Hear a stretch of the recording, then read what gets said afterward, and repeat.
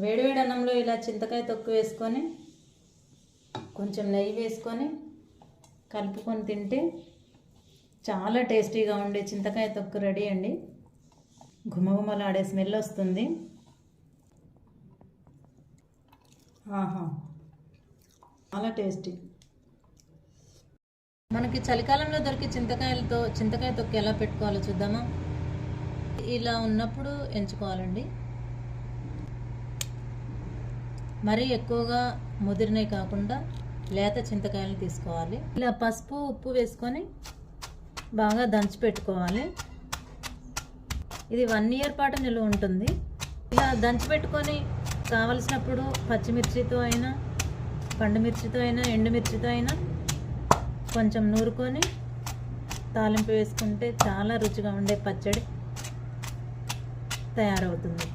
మనకి అన్ని సీజన్లలో దొరకవు కదా చింతకాయలు. దొరికినప్పుడే ఇలా యూజ్ చేసుకోవాలి. కొన్ని మెంతులు కూడా వేసుకోవాలి ఇందులోనే.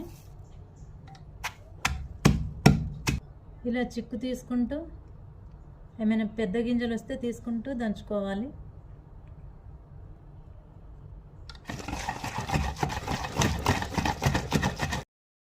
ఇలా దంచుకుంటే సరిపోతుంది. దీన్ని ఒక డబ్బాలోకి తీసుకొని స్టోర్ చేసుకొని మనకు కావలసినప్పుడు పండుమిర్చి అయినా, ఎండుమిర్చి అయినా, పచ్చిమిర్చితో అయినా దంచుకొని తాలింపు వేసుకోవడమే.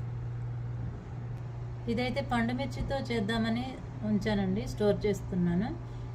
ఇది మాత్రం ఇప్పుడు పచ్చిమిర్చితో చేస్తాను. ఇప్పుడు ఇందులో పచ్చిమిర్చి వేసుకొని దంచుకుంటున్నామండి.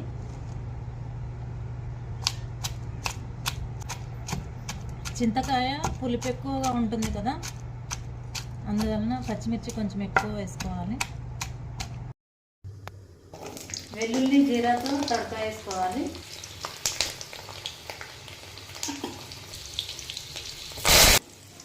తాలింపు బాగా ఫ్రై అయ్యాక ముందుగా నూరి పెట్టుకున్న పచ్చడి ఇందులో వేసుకోవాలి.